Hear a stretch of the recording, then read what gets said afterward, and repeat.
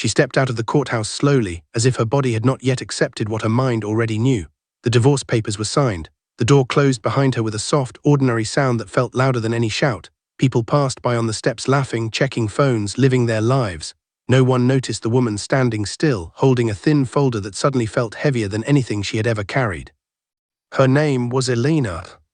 For 10 years she had been a wife who tried to fix things quietly. She believed patience could heal disrespect, that loyalty could soften indifference. When the arguments began, she learned to speak less. When the cold distance grew, she told herself it was temporary. She had given up her job when he said they did not need the extra money. She moved cities for his career. She became smaller so his life could feel larger.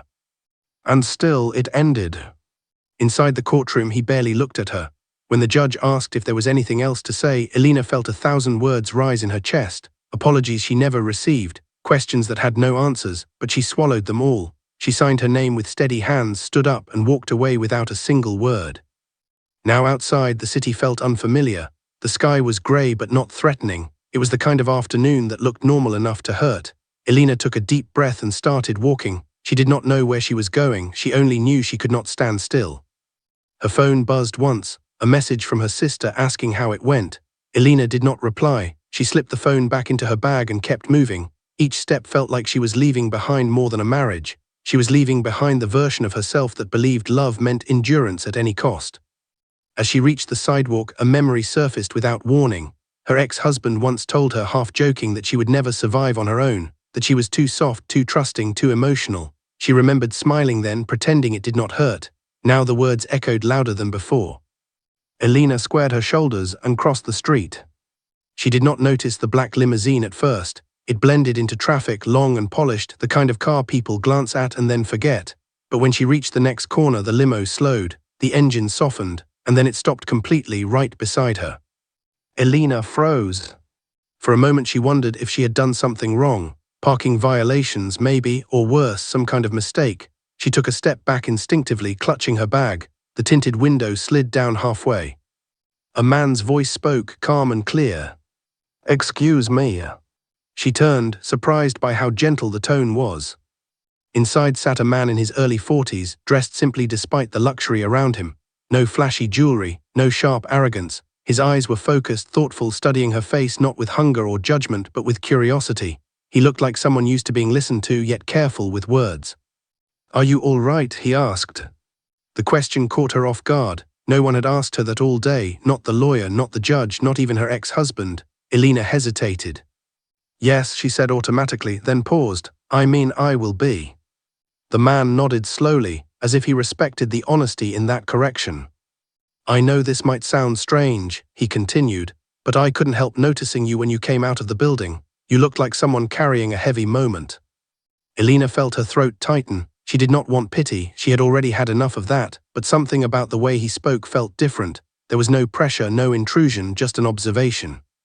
"I'm fine," she repeated more firmly. The man gave a small, understanding smile. "I'm glad. Still, if you need a ride, I'd be happy to offer one. No strings, no expectations." Her instinct screamed no. Everything in her life recently had taught her to be cautious, to not trust easily, especially not men with power and money. A limousine was not something that stopped for people like her. "Why?" she asked before she could stop herself. The man leaned back slightly, considering. "Because once, a long time ago, someone stopped for me when I was walking away from something I lost. They didn't change my life, but they reminded me I wasn't invisible." The honesty in his voice unsettled her more than any charm would have. Elena glanced around. The street was busy. People walked past them, unaware of the moment suspended between a woman with nothing certain ahead of her and a stranger offering help without explanation. She thought of the empty apartment waiting for her, the silence, the unpacked boxes, the fear she had been pushing down all day. She exhaled slowly. "Just a short ride," she said, "to the bus station." The man nodded, "Of course." The door opened smoothly and she stepped inside. The interior smelled faintly of leather and clean air. She sat at the far end, keeping her distance. The door closed, sealing out the noise of the street. As the limo began to move, Elena stared out the window. She expected awkwardness, questions, small talk. Instead, there was silence, a respectful one, the kind that does not demand performance. After a minute, the man spoke again. "My name is Adrian." "Elena," she replied. They exchanged nothing more. Yet in that quiet space, Elena felt something unfamiliar settle in her chest. Not hope, not trust, something smaller but real. Safety. The limo turned onto a wide avenue. Elena noticed buildings she had never paid attention to before. Her life had been so focused inward for years that she forgot the world still moved forward. She finally looked at Adrian more closely. His hands rested loosely on his knee. There was confidence there but also restraint. He was not trying to impress her. In fact, he seemed careful not to overwhelm her. "Can I ask you something?" she said softly. "You already did," he replied with a faint smile, "but you can ask another." "What do you do?" she asked. Adrian's gaze shifted briefly to the window. "Many things," he said, "but titles tend to get in the way of real conversation." Elena nodded. She understood that more than he realized. The limo slowed as they approached the station. Her heart sank unexpectedly. The ride had been short, but the quiet comfort had given her a break from the storm in her head. She did not want to cling to it. She had learned that lesson already. The car stopped. The door opened. Elena stepped out and turned back. "Thank you," she said, "for stopping." Adrian met her eyes. "Sometimes the smallest pauses matter most," he said. "Take care of yourself, Elena." She watched as the limo pulled away, disappearing into traffic as smoothly as it arrived. Only then did she notice something she had missed before. On the side of the car, briefly visible as it turned, was a discreet emblem she recognized, a symbol she had seen in magazines, news articles, and financial headlines. Her breath caught. The man who had offered her a simple ride was not just wealthy. He was one of the most powerful billionaires in the city. And for reasons she could not yet understand, he had chosen to stop for her. Elena stood there, heart pounding, unaware that this brief encounter was not the end of her story. It was the beginning of a test neither of them expected. The emblem on the limousine would not leave her mind.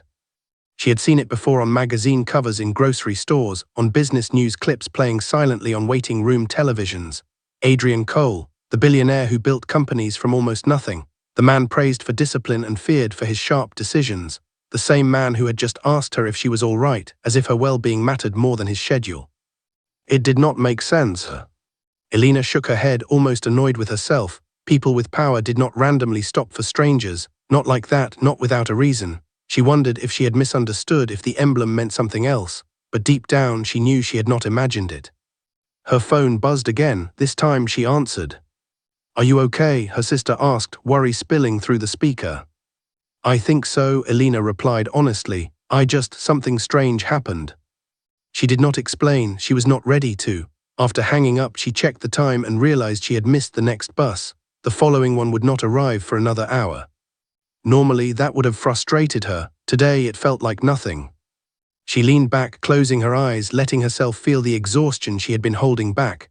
Her body ached from tension. Her chest felt hollow, like a room stripped of furniture. She reminded herself that survival did not always look strong. Sometimes it looked quiet and confused. When her phone buzzed again, she almost ignored it. Unknown number. She frowned, hesitated, then answered, "Hello."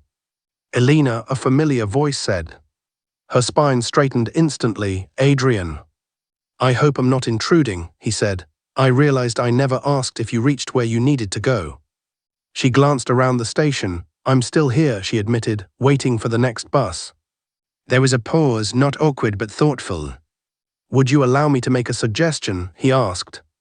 Elena hesitated. Every warning she had built over years whispered caution, but another voice, quieter and braver, told her that not every open door was a trap. "You can suggest," she said carefully. "There's a cafe a few blocks from here," Adrian said. "Public place, busy, no obligations. I find their tea helps me think when I've had a difficult day." Elena almost laughed. The idea felt unreal. A billionaire inviting her for tea like it was the most ordinary thing in the world. "Why are you doing this?" she asked softly. Adrian did not answer immediately. When he did, his voice was steady but lower. "Because I know what it feels like to walk away from something that defined you, and because today you looked like someone who shouldn't be alone yet." The words settled deep inside her.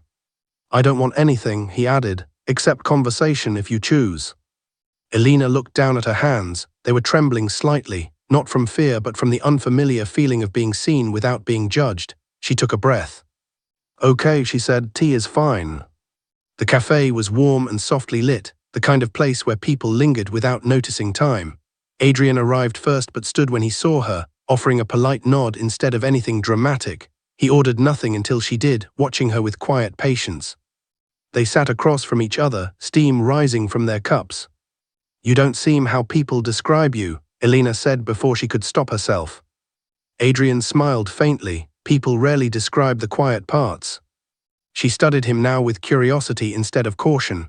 There were lines near his eyes that suggested long nights and difficult choices. His posture was relaxed, but there was control beneath it. He was someone used to responsibility, not indulgence. "Tell me about Elena," he said gently. She hesitated. No one had asked her that without attaching expectations. "I don't know who that is right now," she admitted. "I used to be someone's wife, now I'm just figuring out what's left." Adrian nodded slowly. "What's left is often stronger than what we lose." The conversation unfolded naturally. She spoke about her years of compromise, about how she slowly disappeared without realizing it. Adrian did not interrupt or offer solutions. He listened, really listened. When he spoke, he shared pieces of his own past, growing up without money, failing publicly, trusting the wrong people, learning that success could isolate as much as it could protect. Elena felt something shift. The image she had of him from headlines began to crack, revealing a man shaped by struggle, not just triumph. After a while, she checked the time and stood. "I should go," she said. "Thank you for this, truly." Adrian stood as well. "May I ask you one last thing?" She nodded. "Would you consider a job interview?" he asked calmly. "Not because of sympathy, not charity, but because I believe people who survive quietly are often the strongest ones." Elena stared at him, stunned. "I don't even know what you do," she said. "That's the interview part," he replied. Her first instinct was to refuse. Pride rose quickly, sharp and defensive. She had spent too long being dependent. She did not want to step into another unequal space. Adrian seemed to sense this. "You owe me nothing," he said. "You can walk away and never see me again. This offer changes nothing about who you are." Elena felt her heart race. This was not the fairy tale rescue people warned her about. There was no pressure, no manipulation, only choice. She took a breath. "I'll think about it." Adrian smiled, genuine and calm. "That's all I ask." As they parted outside the cafe, Elena walked toward the bus station with her mind spinning. The world felt different now, not because her problems had vanished, but because possibility had entered the room. What she did not know was that this decision, whether she accepted the interview or not, would soon force both of them to confront truths they had buried for years. And the next time she saw Adrian, the power between them would not feel so balanced at all. Elena did not sleep much that night. She lay on a borrowed couch in her sister's apartment, staring at the ceiling, listening to the quiet hum of the city outside. Every time she closed her eyes, she saw the courthouse door closing, then the limousine stopping, then Adrian's calm face as he asked her to choose. Choice was something she had forgotten how to use. In the morning, she woke early and sat at the small kitchen table with a cup of coffee she barely tasted. Her sister watched her quietly, sensing there was more behind Elena's silence. "You look like someone standing on a bridge," her sister finally said. "Not falling, just deciding." Elena gave a tired smile. "That's exactly how it feels." She did not mention Adrian by name. She simply said there was an opportunity, something unexpected, something that scared her more than staying stuck. Her sister listened, then reached across the table and squeezed her hand. "Whatever you choose," she said, "make sure it's for you." That sentence stayed with Elena all day. By afternoon, she found herself standing in front of a glass building that reflected the sky like a mirror. Adrian had sent her the address with a simple message. No pressure, no reminders, just a time and a location. She almost turned back twice. Inside, the space was quiet but alive, not loud with power but steady with purpose. People moved with focus, not fear. No one stared at her like she did not belong. The receptionist greeted her by name and offered water without asking who she was there to see. That alone unsettled her. Adrian met her in the lobby, dressed simply again. No suit jacket, no dramatic entrance, just a nod and a small smile. "I'm glad you came," he said. "So am I," Elena replied, surprised that she meant it. The interview room was not what she expected. No long table, no intimidating panel, just 2 chairs and a window overlooking the city. Adrian did not sit behind a desk. He sat across from her, equal height, equal distance. "This is not a test," he said. "I want to understand how you think." Elena nodded, her hands folded neatly in her lap. She told him about her past work. about skills she had buried when she stepped into marriage, organization, communication, problem-solving. She spoke carefully at first, then more freely as she realized he was not waiting to catch mistakes. Adrian asked questions that surprised her, not about ambition or competition but about boundaries, about integrity, about how she handled moments when doing the right thing cost her comfort. At one point he leaned back and studied her quietly. "Why did you stay as long as you did?" he asked, not accusing, just curious. Elena swallowed. "Because I believed loyalty meant endurance," she said. "I didn't know it could also mean knowing when to leave." Adrian nodded slowly, as if that answer belonged to both of them. After the interview he walked her out himself. "I won't make you wait long," he said, "but regardless of the outcome, I respect your courage." As she stepped outside, Elena felt something she had not felt in years: dignity not given, earned. That evening she received the message. Offer extended, fair salary, clear role, room to grow. Elena stared at the screen, heart pounding. She should have felt excitement. Instead, fear rose first, not of failure but of change. Accepting meant stepping into a world where she could no longer hide behind sacrifice. She accepted. The weeks that followed were intense. Elena learned quickly, asked questions, made mistakes, corrected them. She noticed something else too. Adrian treated everyone the same: assistants, executives, interns. Respect was not a performance for him, it was habit. But whispers began.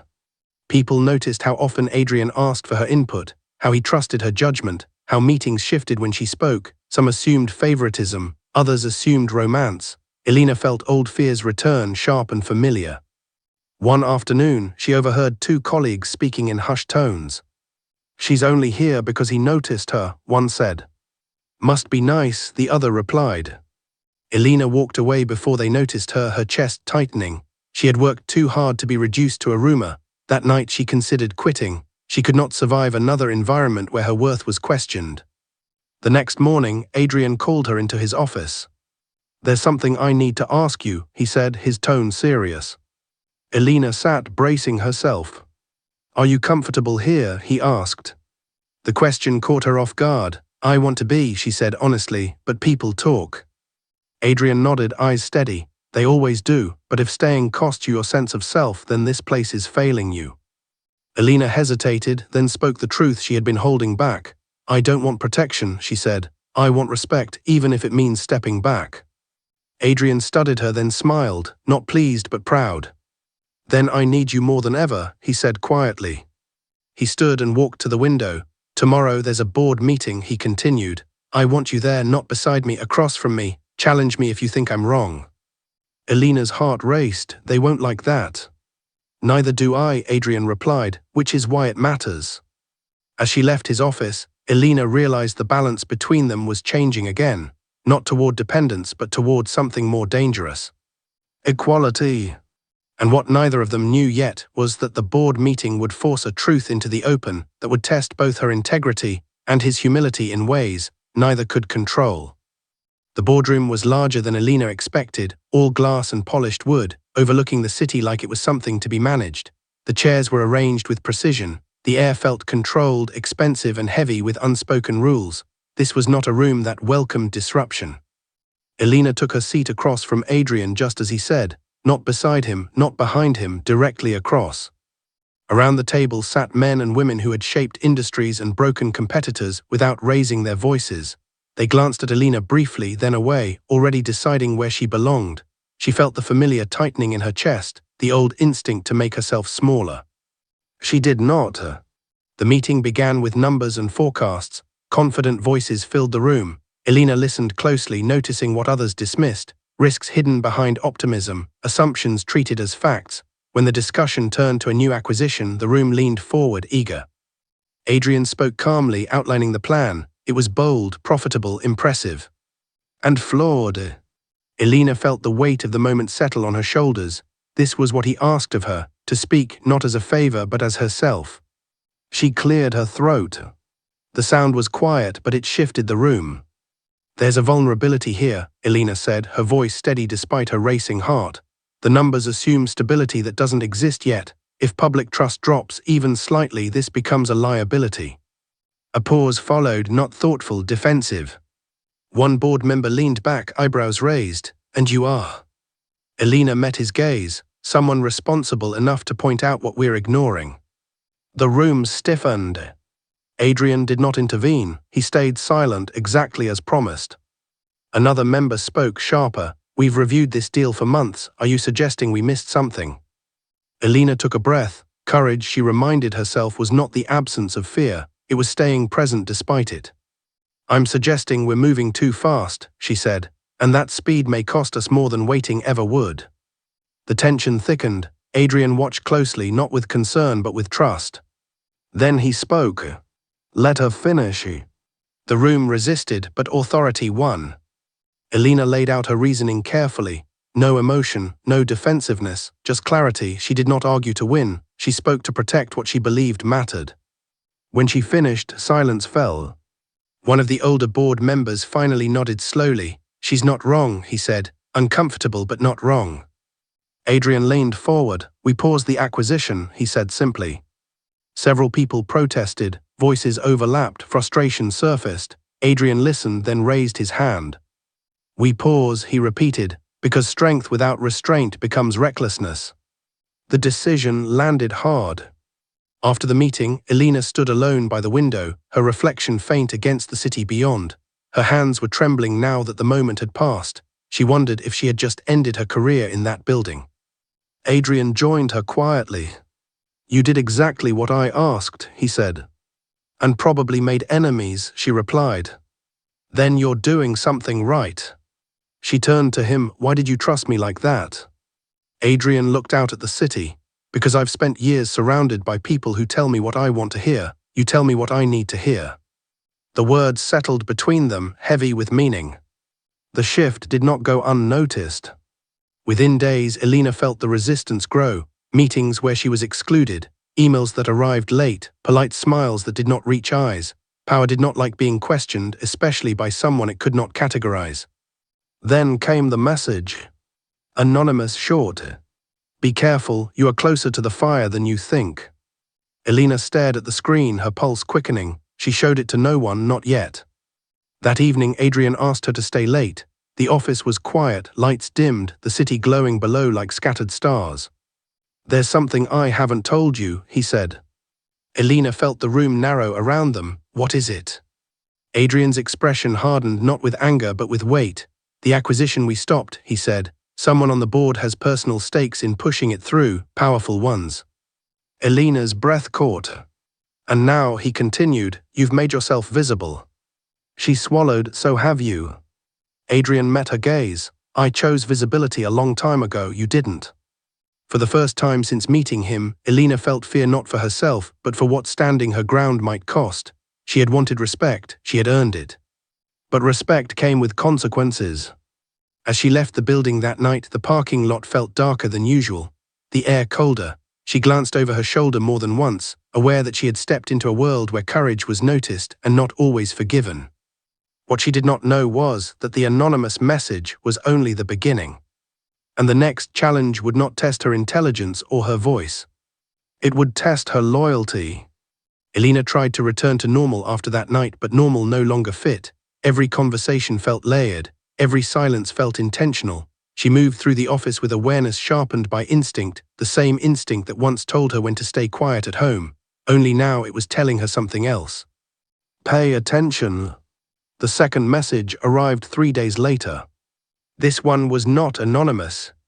It came from a board member she barely knew, polite words wrapped around a sharp center, a private meeting request, off the record, no assistance, no calendar invite.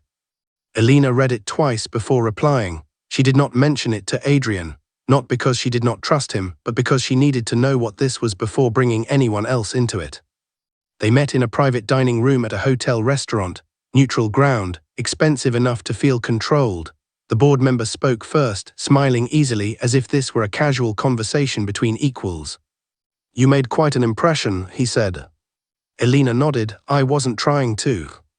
Intentions matter less than impact, he replied, and your impact disrupted a lot of momentum. She sipped her water slowly. I stand by what I said. Of course you do, he said, leaning forward. That's why I wanted to speak with you. He lowered his voice. Adrian trusts you, that's rare and dangerous. Elena's posture stiffened. What are you suggesting? I'm suggesting balance, he said smoothly. You're new, still proving yourself. Aligning too closely with one person can limit your future. There it was, the unspoken offer. What kind of alignment are you proposing? Elena asked. He smiled. Share concerns early, redirect conversations, encourage compromise. You don't have to betray anyone, just soften the edges. Elena felt her stomach twist. She had heard this language before in another life, the gentle pressure to adjust herself for someone else's comfort, the promise of security in exchange for silence. And if I do, she asked. His smile thinned. Then you remain a liability instead of an asset. The words hung in the air.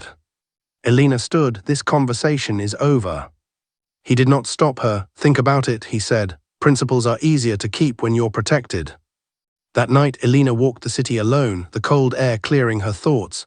She replayed the conversation, anger mixing with something deeper, disappointment. She had hoped she had outgrown these tests. She did not go home. Instead, she found herself outside Adrian's building. She did not plan it. Her feet simply carried her there. Adrian answered the door himself. One look at her face and his expression changed. What happened? Elena stepped inside and told him everything. Every word, every implication. She did not exaggerate or soften it. When she finished, the room felt heavier. Adrian was quiet for a long moment. This is my fault, he said finally. Elena shook her head. No, this is about choice, and I need you to understand mine. He looked at her, eyes steady. I'm listening. I won't be used against you, she said. Not directly, not quietly. If staying here means compromising who I am, I will walk away, again. Adrian exhaled slowly. You shouldn't have to. Yet I might, she replied. He moved toward the window, then stopped. You know what they're really testing, don't you? Elena nodded. Whether I belong to myself. Adrian turned back to her. And what did you decide? Elena met his gaze without hesitation. I choose integrity, even if it costs me this job. Adrian's expression shifted, not relief, respect, something deeper.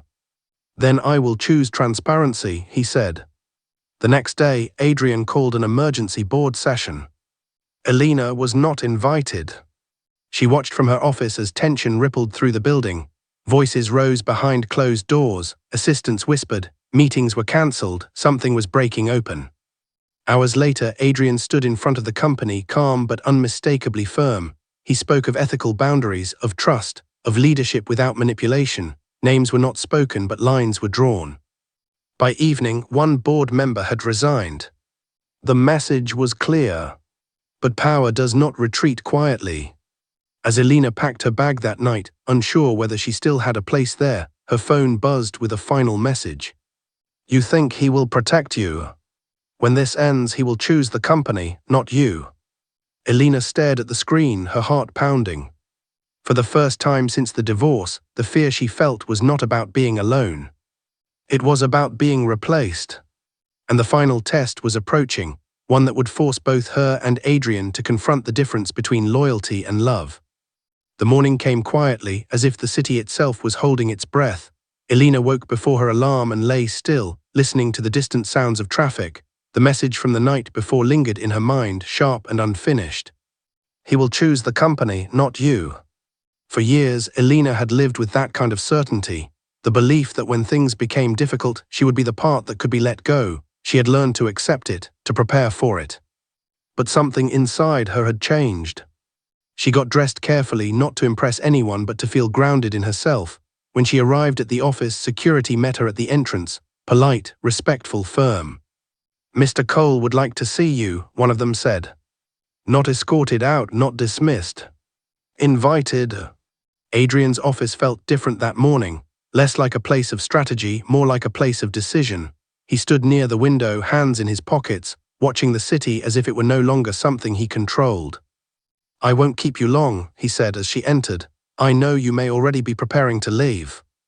Elena nodded slightly. I am. Adrian turned to face her. There was no defense in his expression, no authority, just honesty. The board has been restructured, he said. The acquisition is permanently cancelled, and I've made something else clear. He paused. No one in this company will ever be asked to trade integrity for access again. Elena absorbed the words slowly. That doesn't come without cost. No, he agreed, it comes with consequences. She studied him, then why do it? Adrian took a breath, because leadership that protects itself at the expense of people isn't leadership, it's fear wearing a title.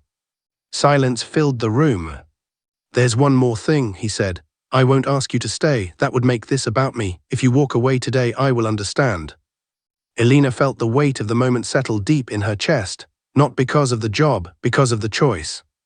She thought of the woman who walked out of a courthouse believing she had to disappear quietly.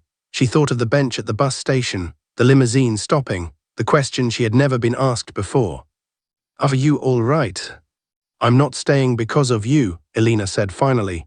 I'm staying because this is the first place that didn't ask me to shrink. Adrian's eyes softened, not triumph, relief.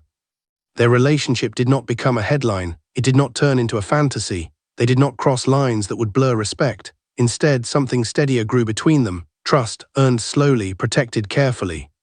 Months passed. Elena took on greater responsibility, not because she was close to power but because she challenged it. People stopped whispering, then they started listening. Her voice carried weight because it carried truth.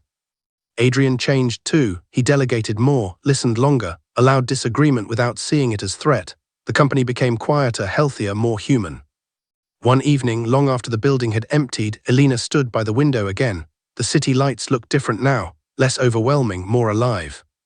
Adrian joined her, standing at a respectful distance. Do you ever regret that day, he asked, the day you didn't get on the bus? Elena smiled faintly. No, I regret the years I thought silence was strength.